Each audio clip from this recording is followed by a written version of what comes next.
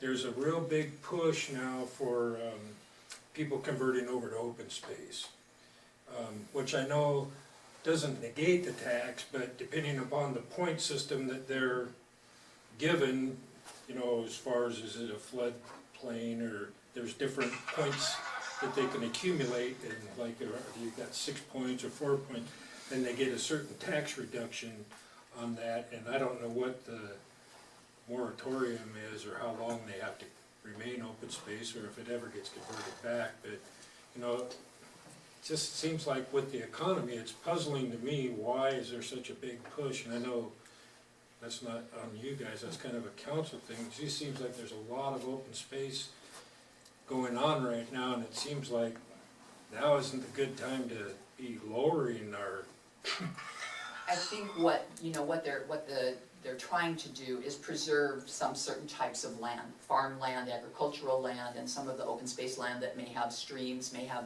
salmon habitat, may have other issues like that. That's what they get their points for. If the property comes out of the program, if they don't, you know, we watch these very closely, and if they're not using it like they say they're using it when they sign those contracts, whether it's trees or farming or open space, we take them out. And when they go out, they have to pay the back taxes that they did not pay. We put the value back on, we recalculate it based on the tax rate going back 7 to 10 years, and they have to pay that amount, and if they don't pay it, it becomes a lien on their property. So if they decide to sell, then the county does get that back tax amount. So the use has to be continual. There's no timeline on it. The minute you go against the contract and you're not, you know, you're not farming it anymore, you're cutting down the trees and you're not replanting, it comes out of the program, the back taxes become due, and it depends on the program. Some are 7 years back, some are 10 years back. We go back, we recalculate what you paid, we subtract, and the rest you owe. So there is kind of a parity there if they do remove it from the program. And I was just going to say that this kind of underlines that there is a dual purpose to taxation. That the primary purpose of taxation is to provide for the common good, the needs that can best be provided by government. We can argue about, you know, what those are, but then the other purpose, you know, Milton Friedman, the economist, said whatever you reward, you will get more of, and whatever you tax, you will get less of over time. I mean, it just makes sense.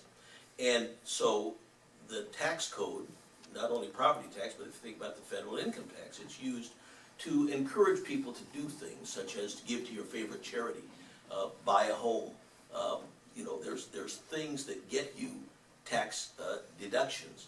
And same with property. There's a big push right now because they say that Pierce County was actually, in a way, the poster child for poor growth management, sprawl type growth. And that in an effort to save some things, there's become a very strong lobby for let's do what we can to give somebody an incentive not to try to convert their property to the next development, but to maintain it in a more natural state. So it's a balance, you know, and it just comes to the assessor's office really to carry that out. But it's more at the policy level of the state legislature and the county council to determine how far they want to go in that direction.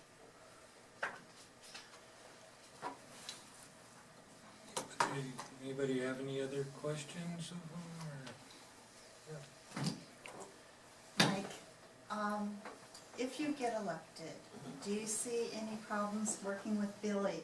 And if you are not elected, I know you've held many offices and many jobs, what job do you see yourself doing? Well, I'm just on a leave of absence from the Youth Marine Foundation, where I work with the Sea Scouts and the Park District and other organizations, public and private, Girl Scouts. We do activities to get young people oriented toward careers on the water. So I would go back to my work, you know, but I feel this is a calling. The first part of your question, I know you're wearing an O'Brien button, you know, so I've made this clear everywhere. There's nothing but good reviews for the work Billy O'Brien has done. She's moved up through the ranks, done extremely well for herself. You know, I think the position, correct me if I'm wrong, you're paid over $100,000 a year for what you do. So, you know, she earns it, and I would want her to keep doing that job. And what would happen to the position that you're on hold from right now? Would they be left in the lurch? No, actually, they've been extremely cooperative, and in fact, I talked to them today. I still keep my hand in and advise and direct what I need to, but I'm on a leave of absence, as I say. But it'd be just like when I left the Tacoma Rescue Mission. They did a talent search and found the right executive director and brought them in, and that's what the Youth Marine Foundation would do as well. And in fact, I would aid in that process. So I've already talked to a couple people who could assume that role. So no, that's just the nature of you know. So you're saying you're not really needed there anymore? Well, if anybody else heard me say that, okay, but I'm not sure if that was a gotcha question or what. Just asking. I've left every business and nonprofit and government agency that I've ever been connected with in a lot better shape than I found it, and there's always been continuity. Nobody has collapsed or gone out of business because everybody, I believe, can be replaced. I guess that brings the opposite question.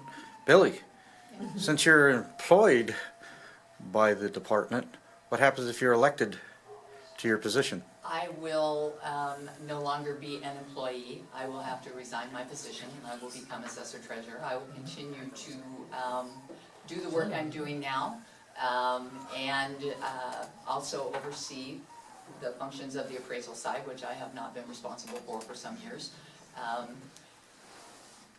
It will be just another day for me. I'll continue to do the work that I'm doing now.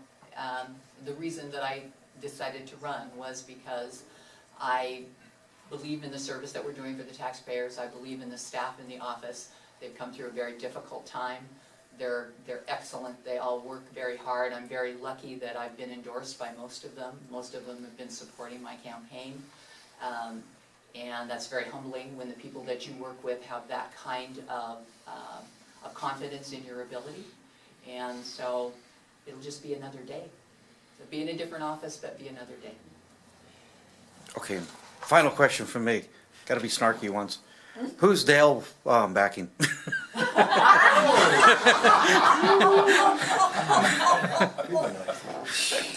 Dale got 11% of the vote in the primary election.